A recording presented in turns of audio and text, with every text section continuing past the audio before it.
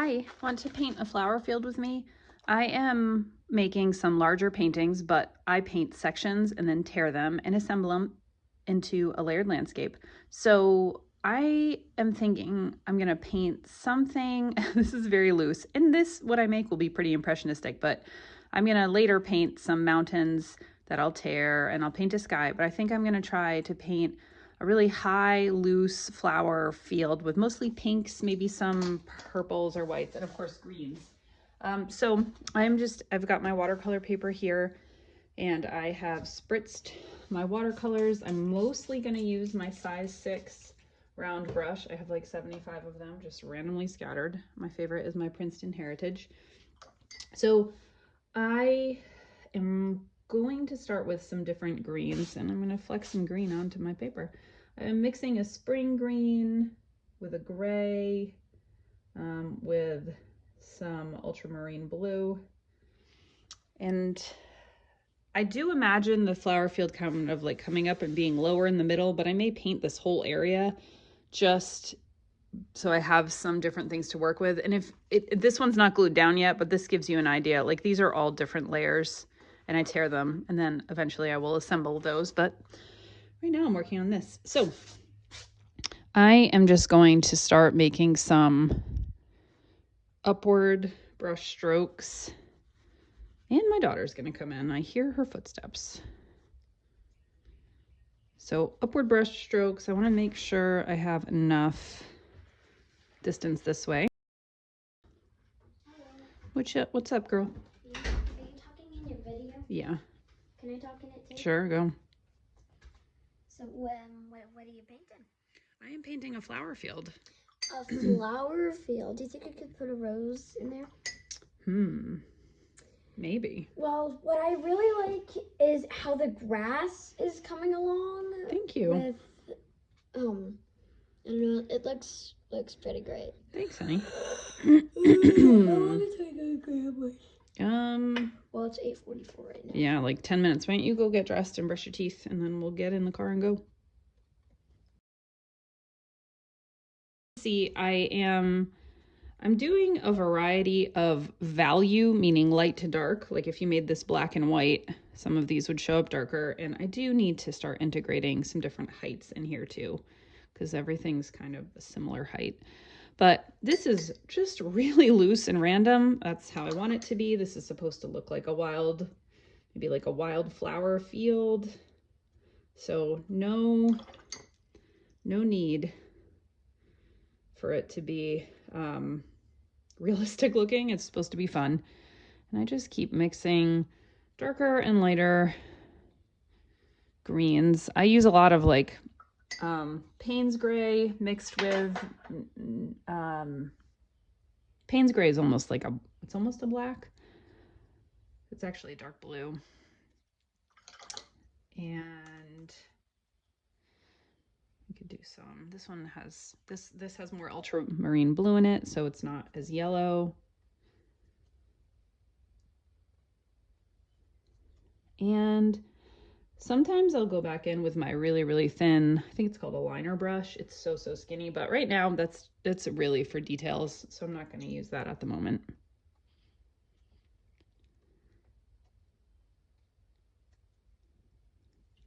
I want to add some more yellow. I've got this really sour yellow color. It makes this really bright green.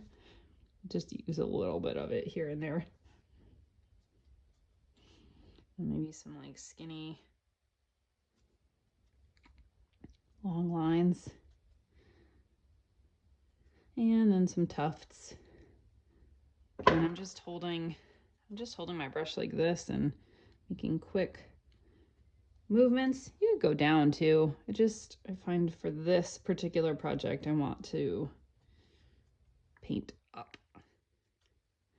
All right, now we have plenty of green in the background. I will probably go back and add more, and now I want to add some pink. So unfortunately right now, the only pink that I have in my palette is this permanent rose color, and it's quite dark.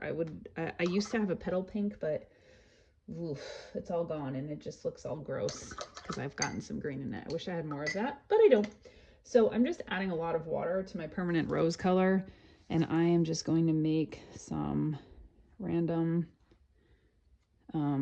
marks like this. And some I'll do darker. So this is just straight up without water in it. But I am going to do more of the watery ones. And I don't mind if it mixes in with the greens. That's totally cool with me. You don't, pink and green are pretty much opposites. Well, red and green are opposites on the color wheel. And if you mix them together too much, there's a piece of hair. They'll get really muddy. So you don't want to, you just want to like drop your brush down and then pick it back up. You don't want to go crazy with mixing it in. I am going to take a little bit of, it's a red color I have, and mix that with the scarlet and then add water. Yes, sweetie. Did you brush your teeth? Yep. Cool. Are you dressed? I have a short sleeve shirt with me. Perfect. Do you have pants on? Yep. Awesome. Do you see? Do you need to pack anything to take?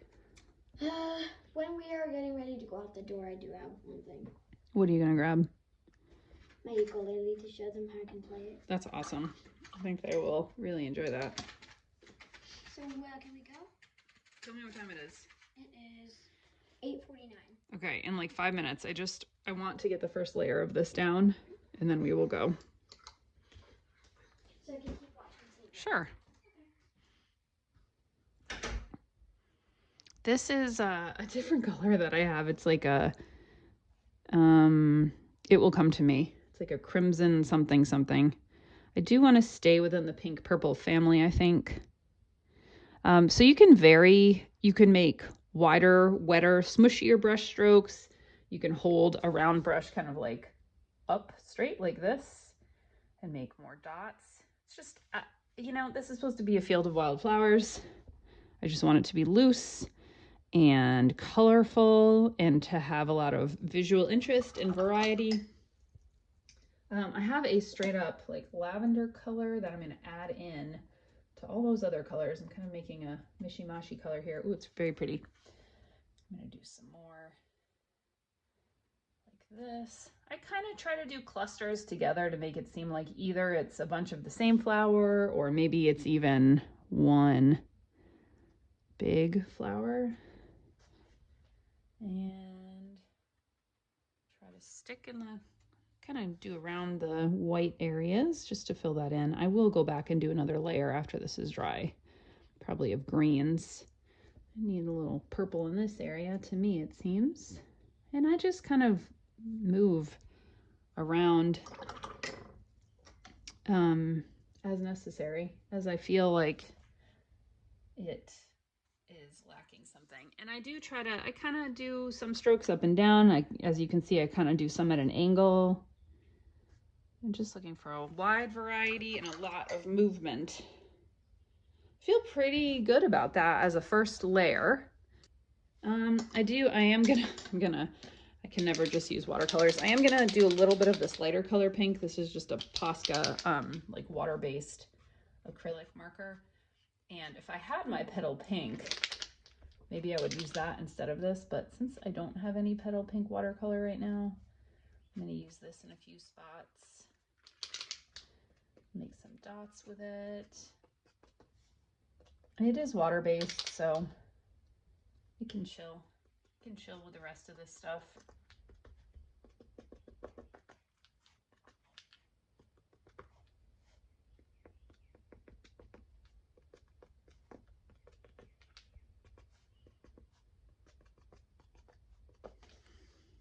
Cool. All right. Ooh, you know what? I do want to add a little straight up lavender just because it's a nice color too. And this is just not diluted and it's not mixed with anything.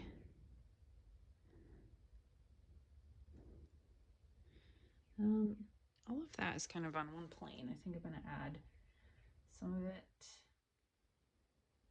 here, maybe some down here.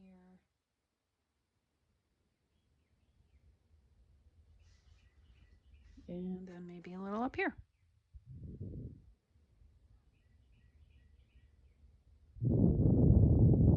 Cool.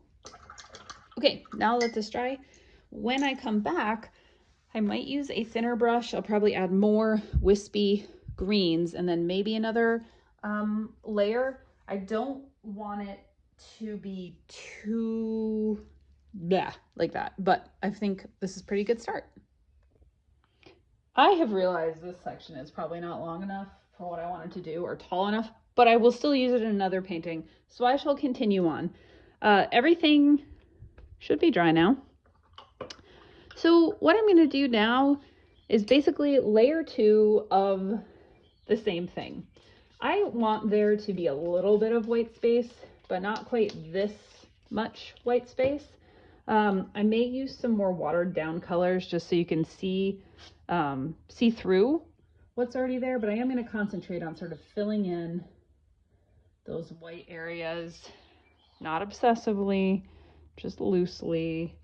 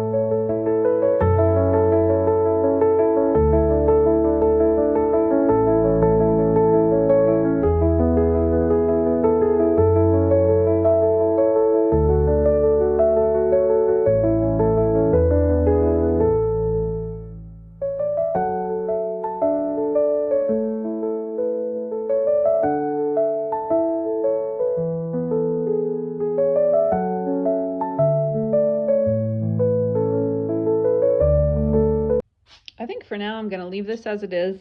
I'm pretty happy with it. I can never tell if I'm completely happy with something until I actually start layering it into a painting and seeing how it does with everything else. But let me show you it up close.